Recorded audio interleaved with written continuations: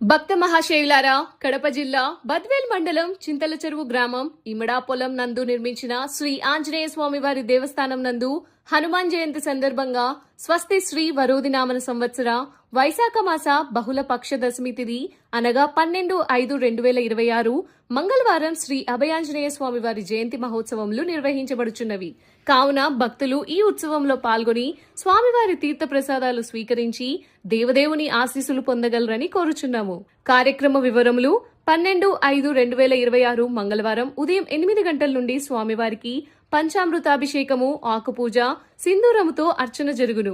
తదుపరి సాయంత్రం 6 గంటల నుండి హనుమాన్ వ్రతం జరుగును. తదుపరి రాత్రి 8 గంటల నుండి కొండ కోలాటం, 13/5/2026 బుధవారం మధ్యాహ్నం 12 గంటల నుండి అన్నదాన కార్యక్రమం కలదు.